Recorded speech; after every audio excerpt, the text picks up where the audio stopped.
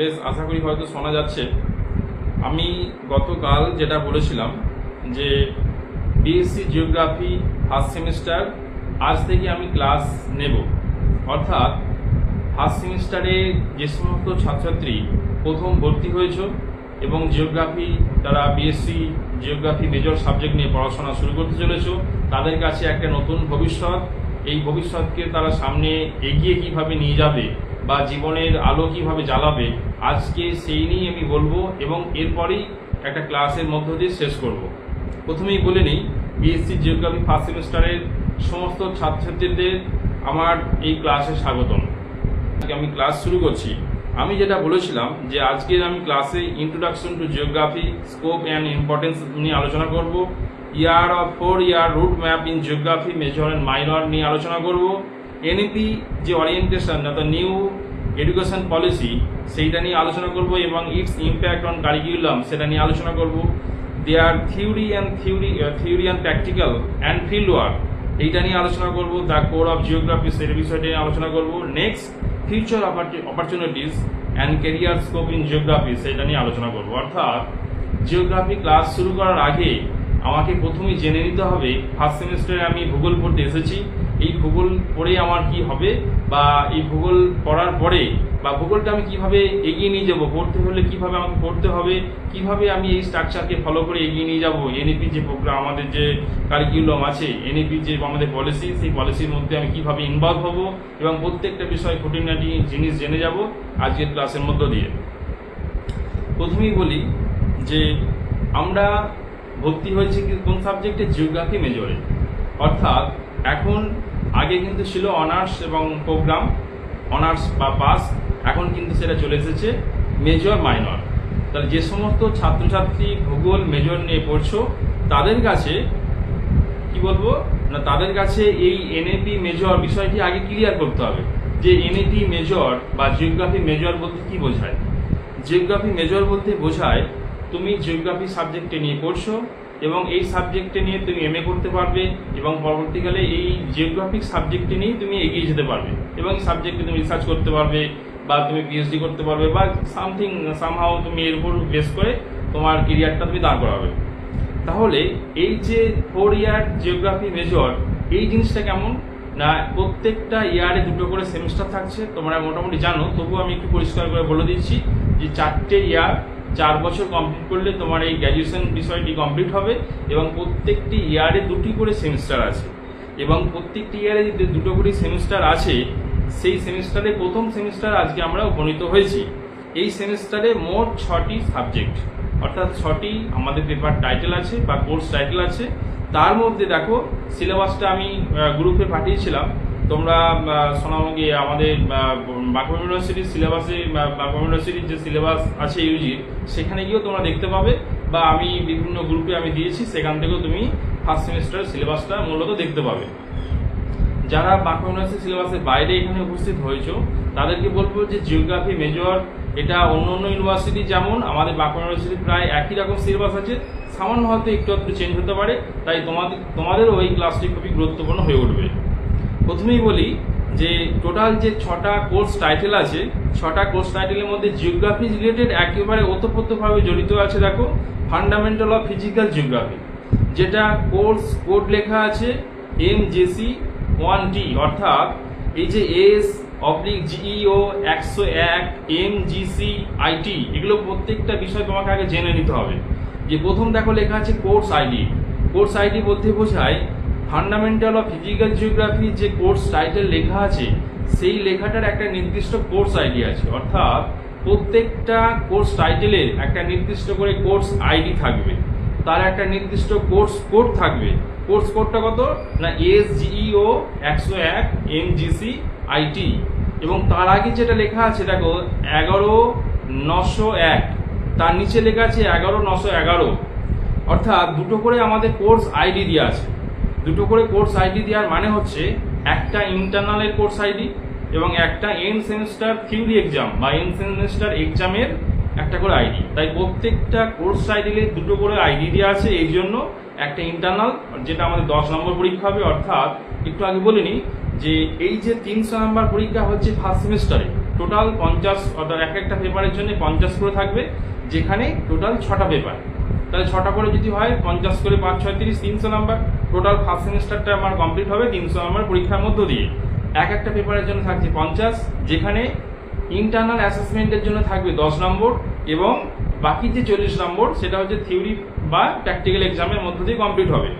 এবার আমি বলবো যে ফান্ডামেন্টাল অফ ফিজিক্যাল জিওগ্রাফি, এটা হচ্ছে আমার এমজিসি, মানে হচ্ছে মেজর। যারা মেজর জিওগ্রাফি নিয়ে পড়ছো বা মেজর কোর্স নিয়ে যারা পড়ছো, তারা এমজিসি অর্থাৎ 1D বলতে থিওরি নাম্বার 1, এই পেপারটা হচ্ছে থিওরি নাম্বার 1, যেটা এমজিসি মেজর বলে নামে পরিচিত। দেখো সিলেবাসের ঠিক নিচের দিকে লেখা আছে ছোট শর্ট ফর্মে, এমজিসি মানে হচ্ছে মেজর কোর।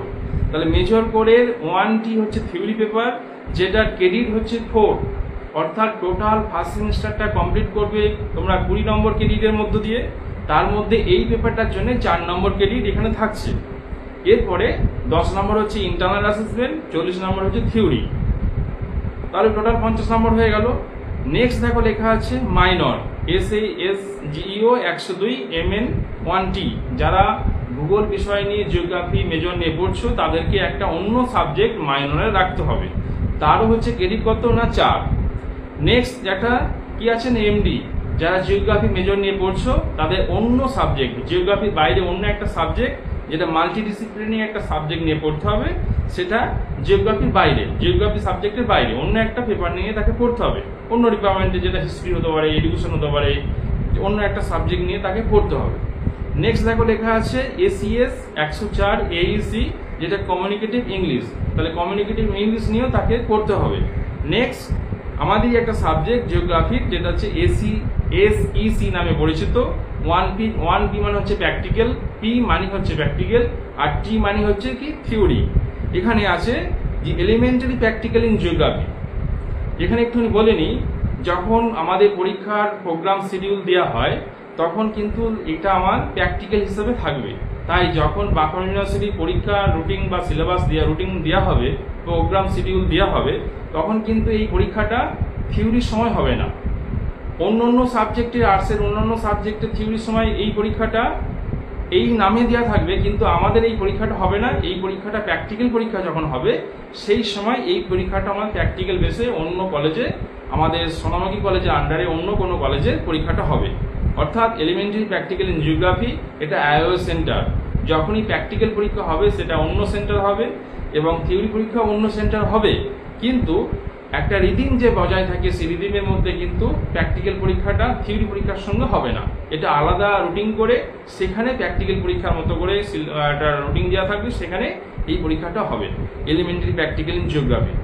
নেক্সট দেখো লেখা আছে ACS, যেটা VSC 1 এনভায়রনমেন্টাল স্টাডিজ। প্রত্যেক ছেলে কি এনভায়রনমেন্টাল স্টাডিজ এটা পড়তে হবে। তাহলে ভূগোল জিওগ্রাফি, অর্থাৎ জিওগ্রাফি যে মেজর সাবজেক্টটা আমরা আছে, সেখানে ওতপ্রোতভাবে দুটো সাবজেক্ট জড়িয়ে আছে। কি কি? একটা ফান্ডামেন্টাল ইন ফিজিক্যাল জিওগ্রাফি, আর একটা হচ্ছে এলিমেন্টারি প্র্যাকটিক্যাল ইন জিওগ্রাফি। একটা থিওরি আর একটা প্র্যাকটিক্যাল। 1T মানে হচ্ছে থিওরি, আর P মানে হচ্ছে কি প্র্যাকটিক্যাল। এবার বিষয়টি তোমাদের কাছে কমপ্লিট হয়ে গেল যে ফার্স্ট সেমিস্টার পড়তে গেলে আমাদের কটা বিষয় পড়তে হবে না, টোটাল 6টা কোর্স টাইটেল তোমাদের পড়তে হচ্ছে। 6টা 50 করে টোটাল হচ্ছে 6টা। তাহলে সিলেবাসের ব্যাপারটা বোঝা গেছে। নেক্সট চলে আসি আমি এবার থিওরি বিষয়ে, যে ফান্ডামেন্টাল ইন ফিজিক্যাল জিওগ্রাফি। দেখো ফান্ডামেন্টাল ইন ফিজিক্যাল জিওগ্রাফি যে সিলেবাসটা আমাদের কাছে আছে, সেখানে মূলত 3টি ইউনিট আছে। ইউনিট 1, ইউনিট 2 এবং ইউনিট 3। এই একই রকম রিদিমে সমস্ত কোর্স টাইটেলে একই রকম সিলেবাসটা আমাদের কাছে জিওগ্রাফির আছে। এই ইউনিট 1, ইউনিট 2 এবং ইউনিট 3। ইউনিট 1 এ 4টে করে সাব ইউনিট আছে, ইউনিট 2ও তাই 4টে করে সাব ইউনিট, এবং ইউনিট 3তেও তাই 4টে করে সাব ইউনিট আছে। এবার একটু বলি যে ইউনিট 1 এর যে 4টে সাব ইউনিট আছে, এই 4টে সাব ইউনিট, সেকেন্ড 4টে সাব ইউনিট এবং থার্ড 4টে সাব ইউনিট, টোটাল 12টা সাব ইউনিট আমাদের এই থিওরি পেপারটার জন্য পড়তে হবে। টোটাল কত নাম্বার তাহলে মার্কস না, থিওরি হচ্ছে রিটেন, যেটা আমাদের পরীক্ষা অন্য সেন্টারকে দিতে হবে, সেটা 40, আবার 10 নম্বর হচ্ছে যে কলেজে পড়ছো সেই কলেজে ইন্টারনালের জন্য থাকছে 10। তাহলে 40 নম্বর হচ্ছে অন্য কলেজে গিয়ে পরীক্ষা দিতে হবে, এবং যে কলেজে ছাত্র সেই কলেজে 10 নম্বর হচ্ছে ইন্টারনাল তাকে দিতে হবে। এই যে 40 নম্বর থাকছে, সেখানে কিছু কোশ্চেন প্যাটার্ন আছে। আমি ডিটেলসটাকে বলে নিই, তারপর আজকের মেন ক্লাসে আমি পৌঁছে যাব। এখন এই 40 নম্বরের মধ্যে থাকছে কি 4 নম্বরের প্রশ্ন 5টা করতে হবে। কি বললাম, 4 নম্বরের বড় প্রশ্ন থাকছে 5টা করতে হবে, তাহলে 4 5 20। একটা থাকবে বড় প্রশ্ন যেটা 10 নম্বরের, সেটাও ভাঙা থাকে, অর্থাৎ একটা 10 নম্বরের প্রশ্ন, 4 নম্বরের প্রশ্ন 5টা, তাহলে 4 5 20 প্লাস 10, তাহলে 30 হলো। আর থাকছে কি না 2 নম্বরের প্রশ্ন 5টা, 5 দুগুণে 10, তাহলে 10 এদিকে 10 20, আর ওদিকে 4 নম্বরের প্রশ্ন 5টা 20, তাহলে 20 20 40 নম্বর। এই হচ্ছে আমাদের নম্বর বিভাজন, এবং প্রত্যেকটা ক্ষেত্রে কিন্তু একই রকম থিওরি যতগুলি আমার পেপার আছে টোটাল 8 সেমিস্টার পর্যন্ত এই একই রকম কিন্তু প্যাটার্ন ফলো আপ করা হয়, প্রধানত বাঁকুড়া ইউনিভার্সিটির সিলেবাস অনুযায়ী। এবার বলবো যে প্র্যাকটিক্যাল যেটা আছে, সেটা হচ্ছে এলিমেন্টারি প্র্যাকটিক্যাল ইন জিওগ্রাফি। সেখানেও দেখো 3টে ইউনিট দেওয়া আছে, ইউনিট 1, ইউনিট 2 এবং ইউনিট 3। ইউনিট 1, 2 এবং 3 যে 4টে করে সাব ইউনিট আছে, এই 4টে করে সাব ইউনিট আমাদের প্র্যাকটিক্যাল। এবং প্র্যাকটিক্যালের জিনিসটা হচ্ছে কি না, প্রত্যেকটা বিষয় কিন্তু আমাদের ল্যাবরেটরি যে নোটবুক এটা আলাদা বানাতে হয় A3 পেজে, সেখানে কিন্তু প্রত্যেকটা জিনিসকে আমাদের সেখানে কলেজের যে কোনো যখন আমরা ক্লাস করি সেই ক্লাসের মধ্যে দিয়ে সেখানে একটা ল্যাবরেটরি নোটবুক সেখানে আমাদের কাছে থেকে যায়, সেই ক্লাসেস বা সেই ক্লাস টিচারের সাইন করা অনুযায়ী। এবং সেই খাতা সেইটাই যখন আমাদের কমপ্লিট হয়ে যায় টোটাল 12টা ইউনিট, তখন টোটাল 12টা ইউনিট করা হয়ে যাওয়ার পরে সেটাকে একদম বাইন্ডিং করে যখন আমাদের এক্সটার্নাল কোনো পরীক্ষা হচ্ছে আইওএস সেন্টারে, সেখানেই খাতাটাকে নিয়ে হাজির থাকতে হয়, তবেই কিন্তু সেই প্র্যাকটিক্যাল পরীক্ষায় এলিজিবল হয়। তাহলে এই হচ্ছে আমার প্র্যাকটিক্যাল এবং থিওরি বিষয়ের একটা মেন সিস্টেম। এই সিস্টেমটাকে বজায় করে তোমরা কিন্তু মেজর জিওগ্রাফি জিনিসটাকে একদম 8 সেমিস্টার পর্যন্ত এগিয়ে নিয়ে যেতে পারবে। নেক্সট একটু বলে দিই যে এনইপি সিস্টেম অনুযায়ী তোমরা যে জিওগ্রাফি পড়ছো বা অন্য সাবজেক্ট বা যাদের আসে বা এখানে আমার অন্য ক্লাস যারা অন্য ছাত্রছাত্রী যারা দেখছো তাদেরকেও জানিয়ে রাখি যে এনইপি সিস্টেমে কিন্তু টোটালটাই অনলাইন বেসিসে তোমাকে পড়তে হবে এবং সঙ্গে সঙ্গে খেয়াল রাখতে হবে যে কখন কোন জিনিসটা হচ্ছে। যারা এই মুহূর্তে ফার্স্ট সেমিস্টারে মেজর বা জিওগ্রাফি বা অন্য সাবজেক্ট নিয়ে যারা পড়ছো তাদেরকে আমি বলে রাখি যে প্রথমেই তোমাদের রেজিস্ট্রেশন এবং এনরোলমেন্টটা করতে হবে। যখন ইউনিভার্সিটির নিয়ম বলবে বা তোমাদের কলেজের নিয়মে বলা থাকবে বা তোমাদের কলেজে কোনো গ্রুপে বলা থাকবে যে এখন তোমরা রেজিস্ট্রেশন করো বা এনরোলমেন্ট করো, 3টে জিনিস তোমাকে অতি অবশ্যই করতে হবে, তবে তুমি ফার্স্ট সেমিস্টারের জন্য এলিজিবল হবে। প্রথম হচ্ছে রেজিস্ট্রেশন, দ্বিতীয় নম্বর হচ্ছে এনরোলমেন্ট, তৃতীয় নম্বর হচ্ছে ফর্ম ফিল আপ। এই 3টে প্রসেস কমপ্লিট হলেই তবে তুমি ফার্স্ট সেমিস্টারের জন্য এলিজিবল হবে এবং পরীক্ষা তুমি বসতে পারবে। মনে রাখবে কিন্তু 3টে বিষয়, একটা রেজিস্ট্রেশন, 1 নম্বর রেজিস্ট্রেশন, 2 নম্বর হচ্ছে এনরোলমেন্ট, 3 নম্বর কিন্তু ফর্ম ফিল আপ।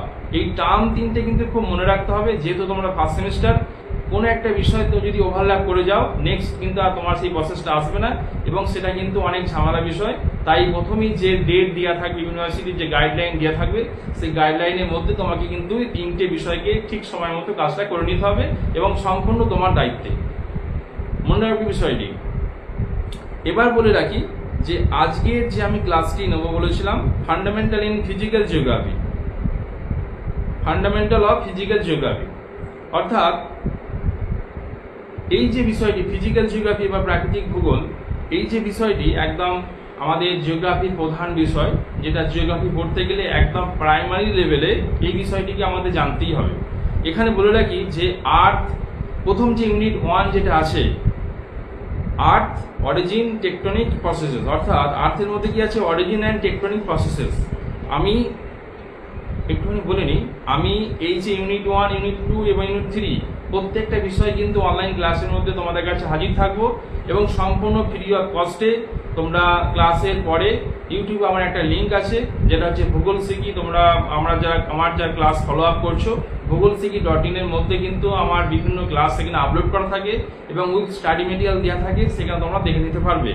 অরিজিন এবং টেকটনিক প্রসেস এই যে ইউনিটটি আছে আর্থের মধ্যে, এখানে দেখো 1.1 এ লেখা আছে অরিজিন অফ ইউনিভার্স, যেখানে big bang model, origin of earth, nebular hypothesis of Laplace and interstellar dust cloud hypothesis of Schmidt, এটা হচ্ছে 1.1।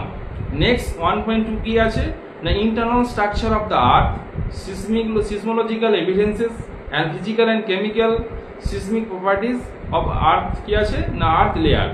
দ্বিতীয় 3 নম্বর হচ্ছে কি 1.3 তে isostasy, model of Airy and Pratt and continental drift theory of Alfred Wegener, এবং next 1.4 যেটা আছে sick rho spelling, তার আন্ডারে আর কি আছে প্লেট টেকটনিক থিওরি এবং process at plate margin and triple junction. এটা হচ্ছে আমার ইউনিট 1। তাহলে এই যে সিলেবাসটা আছে, যেহেতু আমার ভর্তি হওয়ার প্রসেসটা অনেকটা এগিয়ে গেছে, মানে ভর্তি হওয়ার প্রসেসটা অনেকটা পরে হলো, তাই অনেকটা সময় নষ্ট হয়েছে। তাই আমি ছাত্রছাত্রীদের কথা ভেবে রেখে ইউনিট 1-এর কিছু বিষয় আমি আগে থেকেই ক্লাস নিয়ে রেখেছিলাম। যেমন হচ্ছে কন্টিনেন্টাল ডিপ থিওরি। যারা আমার ক্লাসে এখন লাইভ দেখছো তাদেরও প্রত্যেককে অতি অবশ্যই বলে রাখবো যে আমার এই ক্লাসে, অর্থাৎ আমি যে পোস্টটা করেছিলাম ফেসবুক পেজে, সেই ফেসবুক পেজে দেখবে যে ভূগোলসিকি.in, এটা একটা ইউটিউব লিঙ্ক দেওয়া আছে। সেই ইউটিউব লিঙ্কে তোমরা যদি জয়েন হয়ে যাও বা সাবস্ক্রাইব করে নাও, তাহলে সেখানে কন্টিনেন্টাল ডিপ থিওরি সম্পর্কে বলা আছে এবং তার স্টাডি মেটেরিয়াল দেওয়া আছে, সেখান থেকে তোমরা পড়ে নিতে পারবে। এবং যদি তোমাদের প্রয়োজন থাকে আমাকে জানাবে এই কমেন্ট বক্সে, আমি সময় মতো সেটাকে আবার তোমাদের রিপিট করে দেবো, বা তোমরা সেই ক্লাসটা ফলো আপ করলেও সেখান থেকে তোমরা জানতে পারবে। কোনো প্রশ্ন বা কোনো জিনিস যদি জানতে থাকে, সেখানে জানতে ইচ্ছা করে বা কোনো জিনিস বুঝতে তোমাদের অসুবিধা থাকে, আমাকে কমেন্ট বক্সে কমেন্ট করে জানাবে, আমি সময় মতো উত্তর দিয়ে দেবো। নেক্সট দেখো লেখা আছে প্লেট টেকটনিক থিওরি। এটাও আমার কিন্তু ইউটিউব ক্লাসে নেওয়া আছে, সেখানে তোমরা গেলেই দেখতে পাবে যে প্লেট টেকটনিক থিওরি সম্পর্কে। নেক্সট দেখো এখানে আছে যে internal structure of the earth, internal structure of the আর্থ এবং তার সঙ্গে যে আর্থকোয়েক, এটাও আমি এখানে ক্লাস নিয়ে রেখেছি। তোমরা ভূগোলসিকি.in ক্লাস মধ্যে ঢুকলে, ইউটিউব লিঙ্কের মধ্যে ঢুকলে সেখানে এই 4টে ক্লাস তোমরা সেখানে দেখতে পাবে। তাহলে কি বাকি রইলো না, origin of universe, big bang model, origin of the আর্থ, যেখানে নেবুলার হাইপোথিসিস, ল্যাপলাস এবং ইন্টারস্টেলার ডাস্ট ক্লাউড হাইপোথিসিস, স্কিমিথ, এবং যেটা বাকি আছে আইসোস্টাসি সঙ্গে সিক রো স্পেলিং। তাহলে এই 3টে ইউনিট যদি আমি ক্লাস নিয়ে নিই, তাহলে কিন্তু ইউনিট 1টা তোমাদের শেষ হয়ে যাবে। তাই প্রত্যেক ছাত্রছাত্রীকে বলবো সময় নষ্ট না করে তোমরা ফ্রি অফ কস্টের মধ্য দিয়ে, তোমরা সবসময় ভাববে না যে পয়সা দিলেই ভালো কিছু জিনিস শেখা যায়, ফ্রিতেও কিন্তু অনেক কিছু জিনিস শেখা যায়, সেগুলো তোমাকে নিতে হবে।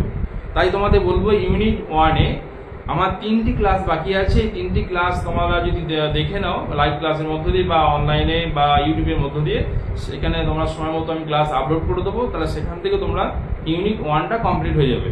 ইউনিট 1টা কমপ্লিট হয়ে যাওয়ার পরে আমি একটা ইউনিট টেস্ট নেবো, এই অনলাইনে ইউনিট টেস্ট নেবো, এবং সেখানে বিভিন্ন রকম কোশ্চেন থাকবে এবং সিলেবাস ওয়াইজ বা আমাদের যে ইউনিট ওয়াইজ সেখানে বিভিন্ন রকম বিগত বছরের প্রিভিয়াস ইয়ারের কোশ্চেন আমি এই লিঙ্কে দিয়ে দেবো।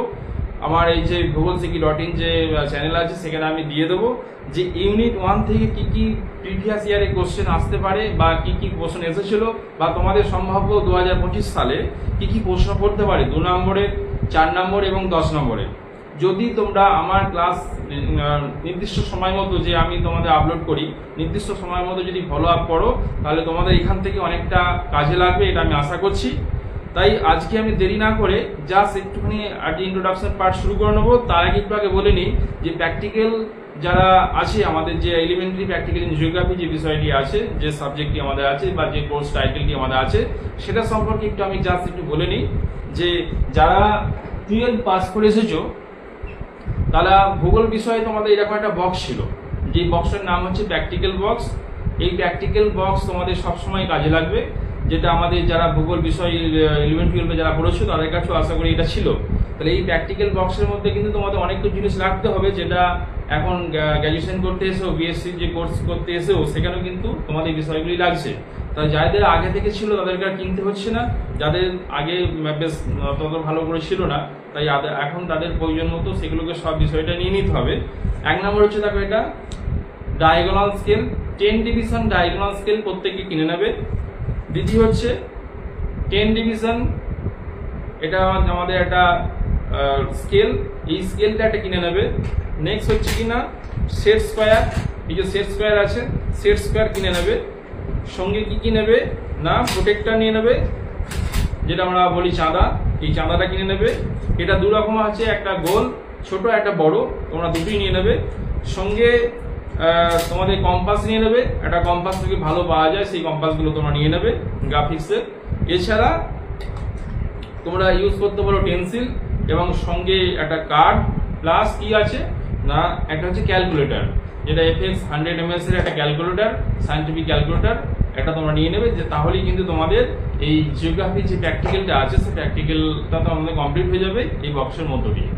এই বক্স কিন্তু আমাদের খুব প্রয়োজনীয়, যেটা ছাড়া আমাদের জিওগ্রাফি প্র্যাকটিক্যাল করা অসম্ভব। বেশ, এবার আমি চলে আসবো আমাদের থিওরি বিষয় নিয়ে। আজকে যেহেতু বললাম যে ইন্ট্রোডাকশন পার্ট, তাই বেশি কিছু আমি আলোচনা করব না, জাস্ট একটু আমি বলে নিই যে origin of universe, big bang model, origin of the earth, nebular hypothesis Laplace এবং ইন্টারস্টেলার ডাস্ট ক্লাউড হাইপোথেসিস ফিমেল। এই তিনটে বিষয় নিয়ে আমি জাস্ট মেন থিমগুলো বলবো। যে বিষয়টা নিয়ে আমি প্রথমে একটু বলে নিব আগে একটু, যে ভূগোল বিষয় নিয়ে অনেক কিছু, অনেক সাবজেক্ট আছে, বা ভূগোল বিষয়ের যে টপিকগুলো তোমরা পড়বে এখন তোমরা, সেই টপিকগুলো কিন্তু অনেক বিষয়। তোমরা 11-12 যদি মুখস্থ করে সেই বিষয়গুলো পার করে দাও, এখানে কিন্তু আর হবে না। প্রত্যেকটা জিনিস তোমাকে আগে বুঝতে হবে। মেন কি বুঝতে হবে না, সেই বিষয়টা কনসেপ্টটাকে তোমাকে ক্লিয়ার করতে হবে। ধরো আমি বললাম অরিজিন অফ ইউনিভার্স, তাহলে অরিজিন অফ ইউনিভার্স এই বিষয়টি বলতে কি বোঝায়, এবং এই বিষয়টার মধ্য দিয়ে আর কি কি জানতে পারবো, কেন হয়, কি জন্য হয়, সমস্ত বিষয়টা আমাদেরকে কনসেপ্টটাকে ক্লিয়ার করে নেবে। তাহলে কিন্তু তোমাকে মুখস্থ করতে হবে না, এবং সুদূর ভবিষ্যতেও তোমাদের সব বিষয়টি মনে থাকবে। তাই তোমাদের প্রত্যেককে বলবো যে ভূগোল যখনই তোমরা যে কোনো বিষয়, যে কোনো টপিক নিয়ে পড়বে, মুখস্থ না করে সেটা কনসেপ্টটাকে জেনে যাবে। তাই আমি কনসেপ্টটা বলে দিই যে অরিজিন অফ ইউনিভার্স, অর্থাৎ প্রথমে যে আমাদের ইউনিটটি আসে নাম আর্থ অরিজিন অ্যান্ড টেকনিক প্রসেস, অর্থাৎ পৃথিবী কী রকমভাবে সৃষ্টি হয়েছিল বা পৃথিবী সৃষ্টির যে ইতিহাস, সেটা নিয়েই কিন্তু তিনটে মতবাদ আমাদের দেওয়া আছে 1.1 ইউনিটে। যে origin of universe, big bang model, যেটা একটা মডেল আকারে থাকছে, তার আগে কিন্তু আমাদের পড়তে হবে origin of the earth, nebular hypothesis, Laplace, এবং আরেকটা যে তথ্য আছে ইন্টারস্টেলার ডাস্ট ক্লাউড হাইপোথেসিস ফিমেল। তাহলে এই তিনটে বিষয়টি করলেই আমাদের কিন্তু 1.1 ইউনিটটি কভার হয়ে যাবে। প্রথমেই বলবো একদম ডেপথে যাওয়ার দরকার নেই, প্রথমেই তোমাদের অল্প অল্প করে আগে বিষয়টি সম্পর্কে বুঝে নাও, কনসেপ্টও কবে নিয়ে নাও। তাহলে কনসেপ্টও নিয়ে নিলেই কিন্তু তুমি ডেপথে তখন যেতে পারবে। তাহলে আমি প্রথমেই বলি যে পৃথিবী সৃষ্টির যে ইতিহাস, সেটা আমাদের কি ছিল, অর্থাৎ পৃথিবী যে সৃষ্টি হয়েছে, সে সৃষ্টি হওয়ার পরে অনেক কিছু পরিবর্তন হয়েছে। তাহলে আগে আমাকে জানতে হবে যে পৃথিবী কিভাবে সৃষ্টি হলো। এটা সৃষ্টির ইতিহাস নিয়ে দুরকম মতবাদ আছে, একটা বৈজ্ঞানিক মতবাদ, একটা ধর্মীয় মতবাদ। ধর্মীয় মতবাদটা অতটা গুরুত্বপূর্ণভাবে সর্বগ্রহণযোগ্য হয়নি। গ্রহণযোগ্য যেটা হয়েছে সেটা হচ্ছে বৈজ্ঞানিক মতবাদ, যেটা বৈজ্ঞানিক মতবাদটা আবার দুরকমভাবে বিভক্ত। একটা হচ্ছে কোল্ড থিওরি, একটা ওরাম থিওরি, অর্থাৎ কোনো উত্তপ্ত বস্তু থেকে পৃথিবীর সৃষ্টি হয়েছিল বা ঠান্ডা বস্তু থেকে পৃথিবীর সৃষ্টি হয়েছিল। একদম সোজা করে বুঝবে ব্যাপারটাকে, যে পৃথিবীর সৃষ্টি কিভাবে হয়েছিল। এই বিষয়টা নিয়ে কিন্তু যে অনেক রকমভাবে মতবাদ থাকলেও কোনো মতবাদই একদম সর্বগ্রহণযোগ্য হয়নি। তাই যে আগে থেকে যে মতবাদগুলো আমরা পেয়েছিলাম, সেই মতবাদগুলি আমাদের পড়তে হবে, সেই বিষয়গুলো থেকেই আমাদের জিনিস জানতে হবে যে পৃথিবী কীভাবে সৃষ্টি হয়েছিল। দেখো চলো আমি বোর্ডে একটু লিখে রেখেছি যে এই পৃথিবী সৃষ্টির যে ইতিহাস সর্বপ্রথম এসেছিল কোথা থেকে না, কনসেপ্ট অফ জর্জ ডি বুফেন। এই জর্জ ডি বুফেন 1749 সালে প্রথম পৃথিবী সৃষ্টির ইতিহাস সম্পর্কে আলোচনা করেছিল, যে পৃথিবী কিভাবে সৃষ্টি হয়েছে। ফরাসি বিজ্ঞানী যে জর্জ ডি বুফেন 1749 সালে এই পৃথিবী সৃষ্টির ইতিহাস সম্পর্কে বলেছিল যে পৃথিবী কিভাবে সৃষ্টি হয়েছিল। বিভিন্ন রকম বস্তু আছে, সেই বস্তুগুলোর মধ্যে যখন কখনো কখনো আকর্ষণ হয়, সংঘর্ষ হয়, সংঘর্ষ ফলে উত্তপ্ত হয়, এবং সেই উত্তপ্ত বস্তু আবার শীতল হয়, শীতল হয়ে গিয়ে বিভিন্ন রকম আমাদের গ্রহ উপগ্রহ সৃষ্টি হয়েছে। তাই প্রথম ধারণাটা দিয়েছিল যে ফরাসি বিজ্ঞানী কনসেপ্ট জর্জ ডি বুফেন 1749 সালে। নেক্সট যেটা বলেছিল যে জার্মান দার্শনিক 1755 সালে গ্যাসিয়াস অর নেবুলার হাইপোথেসিস, যেটা কান্ট, বিজ্ঞানী কান্ট 1755 সালে তার গ্যাসিয়াস হাইপোথেসিস এই তত্ত্বটি দিয়েছিল। এই তত্ত্বটা সম্পর্কে একটু জেনে নিই, যে মহাবিশ্ব সূক্ষ্ম শীতল একটা কি আছে না, সূক্ষ্ম শীতল এবং স্থির বস্তুকণা মহাবিশ্বে ছিল। কি বললাম, সূক্ষ্ম শীতল একটা বস্তুকণা ছিল মহাবিশ্বে।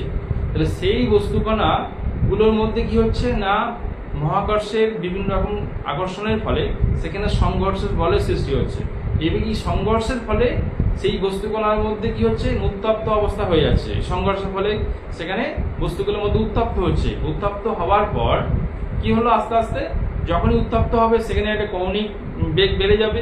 এই কৌণিক বেগ বেড়ে যাওয়ার কারণে সেখান থেকে কি হচ্ছে না, যখনই এর কৌণিক বেগ বেড়ে যাচ্ছে উত্তপ্ত হওয়ার কারণে সেন্ট্রিফিউগাল ফোর্স, অর্থাৎ সেন্ট্রিফিউগাল ফোর্স বলতে বোঝায় কেন্দ্র বিমুখ, কেন্দ্রমুখী থেকে কেন্দ্র বিমুখ শক্তিটা যখন বেশি হয়ে যাবে, কেন্দ্র বিমুখ শক্তিটা অর্থাৎ যেটা ছিটকে বাইরে চলে যায়, যেটা কেন্দ্র বিমুখ শক্তি যখন বেশি হবে তখন সেটা কি হচ্ছে, এই উত্তপ্ত যে গ্যাসীয় পিণ্ডটা ছিল সেটা ঘুরতে ঘুরতে কেন্দ্র বিমুখ বলের কারণে ছিটকে গিয়ে যেখানে যেখানে থাকছে সেখানে শীতল হয়ে গিয়ে বিভিন্ন গ্রহ উপগ্রহের সৃষ্টি হচ্ছে। তাহলে এইটা বলেছিল কিনা বিজ্ঞানী কান্ট 1700 সালে 55 সালে গ্যাসিয়াস হাইপোথিসিস।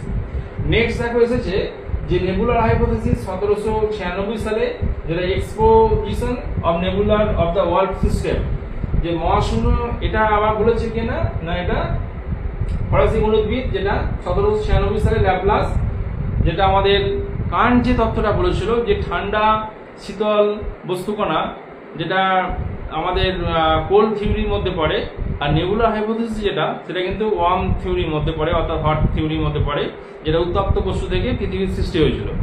অর্থাৎ যেটা আমাদের কান্ট দিয়েছে তার ঠিক উল্টো একদম।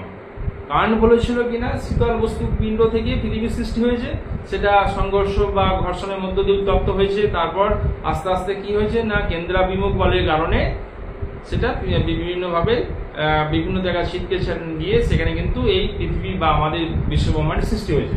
কিন্তু নেবুলার হাইপোথিসিস যেটা 1796 সালে, যেটা exposition of the world system, যে মহাশূন্য কিন্তু একদম উত্তপ্ত অবস্থায় ছিল। সেই উত্তপ্ত অবস্থা যখন ছিল, তাহলে একটা গ্যাসীয় পিণ্ড যদি উত্তপ্ত অবস্থায় থাকে, তাহলে তার যে বাইরের যে সারাউন্ডিংটা সেটা কি হবে না, তাপ বিকিরণ হলে সেটা আস্তে আস্তে শীতল হবে। তাহলে তার মধ্যের যে অংশটা কিন্তু সেই অবস্থা তখন কিন্তু উত্তপ্ত অবস্থায় থাকে, বাইরের অংশটা তাপ বিকিরণ করার ফলে শীতল হতে থাকছে, এবং ভেতরের অংশটা কি হচ্ছে না তখনও গরম অবস্থা থাকছে এবং উত্তপ্ত অবস্থা থাকছে। তাহলে এই যে তাপের যে বৈষম্যটা থাকছে বাইরের সঙ্গে একদম ভেতরের, এই কারণে কিন্তু আস্তে আস্তে বলের সৃষ্টি হচ্ছে, কেন্দ্রাভিমুখ বলের সৃষ্টি হচ্ছে, এবং এই বলের কারণেই বিভিন্ন রকম আমাদের গ্রহ বা উপগ্রহের সৃষ্টি হয়েছে। তাহলে মেন কনসেপ্টটুকু তোমাকে আগে নিয়ে নিতে হবে, তারপর সেখান থেকে তোমাকে ডেপথে যেতে হবে। নেক্সট দেখো আছে interstellar dust cloud hypothesis of Schmidt, যেটা 1943 সালে দিয়েছে, যে পৃথিবী বা সৌরজগৎ সৃষ্টি হয়েছে গ্যাস বা ধূলিকণা থেকে।